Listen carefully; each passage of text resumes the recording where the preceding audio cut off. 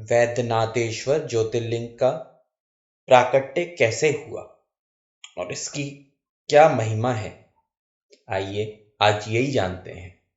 नमस्कार सब जनों को, ओम नमः शिवाय। आशा करता हूं आप सब कुशल मंगल होंगे। आज मैं आपको वैद्यनाथ ज्योतिर्लिंग का पापहारी महात्म्य बतलाऊंगा। आइए शुरू करते हैं। राक्षस राज रावण, जो बड़ा अभिमानी और अपने अहंकार को प्रकट करने वाला था, उत्तम पर्वत कैलाश पर भक्ति भाव से भगवान शिव जी की आराधना कर रहा था। कुछ काल तक आराधना करने पर जब महादेव जी प्रसन्न नहीं हुए, तब वो शिव जी की प्रसन्नता के लिए दूसरा तप करने लगा। कुल सत्य कुल नंदन श्रीमान रावण ने सिद्धि के स्थान भूत हिमालय पर्वत से दक्षिण वृक्षों से भरे हुए वन में पृथ्वी पर एक बहुत बड़ा गड्ढा खोदकर उसमें अग्नि की स्थापना की और उसके पास ही भगवान शिव को स्थापित करके हवन आरंभ किया। ग्रीष्म ऋतु में वो 5 अग्नियों के बीच में बैठता, वर्षा ऋतु में खुले मैदान में चबूतरे पर सोता और शीतकाल में जल के भीतर खड़ा रहता। इस तरह 3 प्रकार से उसकी तपस्या चलती थी। इस रीति से रावण ने बहुत तप किया तो भी दुरात्माओं के लिए, जिनको रिझाना कठिन है, वे परमात्मा महेश्वर उस पर प्रसन्न नहीं हुए। तब महामनस्वी दैत्यराज रावण ने अपना मस्तक काटकर शंकर जी का पूजन आरंभ किया।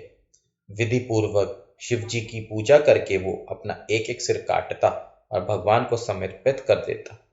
इस तरह उसने क्रमशः अपने 9 सिर काट डाले। जब एक ही सिर बाकी रह गया, तब भक्त वत्सल भगवान शंकर संतुष्ट एवं प्रसन्न हो वहीं उसके सामने प्रकट हो गए। भगवान शिव ने उसके सभी मस्तिष्कों को पूर्वत निरोग करके उसे उसकी इच्छा के अनुसार अनुपम उत्तम बल प्रदान किया। भगवान शिव का कृपा प्रसाद पाकर राक्षस रावण ने नतमस्तक हो हाथ जोड़कर उनसे कहा, देवेश्वर प्रसन्न होइए, मैं आपको लंका में ले चलता हूं। आप मेरे इस मनोरथ को सफल कीजिए, मैं आपकी शरण में आया हूं। रावण के ऐसे कहने पर भगवान शंकर बड़े संकट में पड़ गए और अनमने होकर बोले, राक्षस राज, मेरी सारगर्भित बात सुनो। तुम मेरे इस उत्तम लिंग को भक्ति भाव से अपने घर को ले जाओ, परंतु जब तुम इसे कहीं भूमि पर रख दोगे, तब ये वहीं सुस्थिर हो जाएगा, इसमें संदेह नहीं है। अब तुम्हारी जैसी इच्छा हो वैसा करो। भगवान शंकर के ऐसा कहने पर राक्षस राज रावण बहुत अच्छा कहे वो शिवलिंग साथ लेकर अपने घर की ओर चल पड़े। परंतु मार्ग में भगवान शिव की माया से उसे मूत्रो उत्सर्ग की इच्छा हुई। कुल सत्यनंदन रावण सामर्थ्यशाली होने पर भी मूत्र के वेग को रोक ना सका। इस समय वहां आसपास एक ग्वाले को देखकर उसने प्रार्थना पूर्वक वो शिवलिंग उसके हाथ में थमा दिया और स्वयं मूत्र त्याग के लिए बैठ गया। एक मुहूर्त बीतते बीतते वो ग्वाला उससे शिवलिंग के भार से अत्यंत पीड़ित हो व्याकुल हो गया। तब उसने उसे पृथ्वी पर रख दिया। फिर तो वो हीरकमय शिवलिंग वहीं स्थित हो गया। वो दर्शन करने मात्र से संपूर्ण अभिष्टों का देने वाला और पाप रक्षकों को हर लेने वाला है। वो शिवलिंग तीनों लोकों में वैद्यनाथेश्वर के नाम से प्रसिद्ध हुआ, जो सत्पुरुषों को भोग और मोक्ष देने वाला है। ये दिव्य उत्तम एवं शेष ज्योतिर्लिंग दर्शन और पूजन से भी समस्त पापों को हर लेता है और मोक्ष की प्राप्ति कराता है। वो शिवलिंग जब संपूर्ण लोकों के हित के लिए वहीं स्थित हो गया, तब रावण भगवान शिव का परम उत्तम वर पाकर अपने घर को चला गया।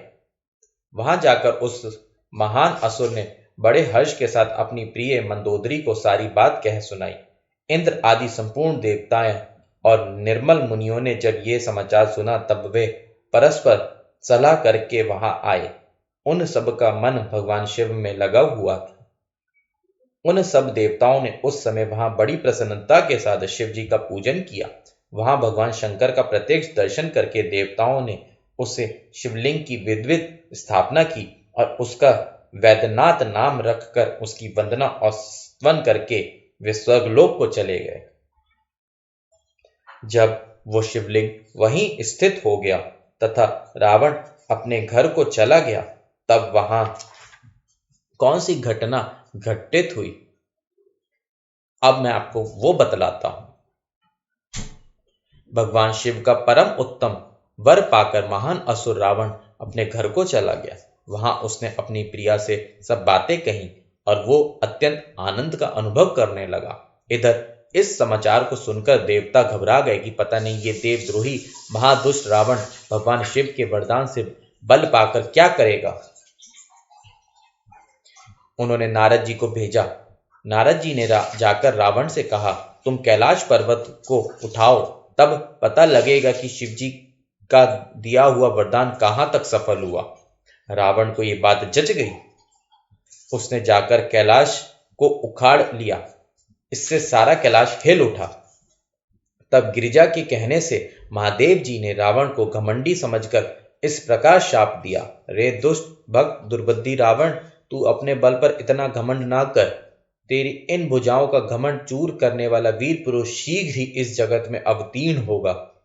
इस प्रकार वहां जो घटना हुई उसे नारद जी ने सुना। रावण भी प्रसन्नचित हो जैसे आया था उसी तरह अपने घर को लौट गया। इस प्रकार वैद्यनाथेश्वर का महात्म्य आज हमने सुना। इससे सुनने वालों के समस्त पाप भस्म हो जाते हैं। बोलो वैद्यनाथ ज्योतिर्लिंग की जय।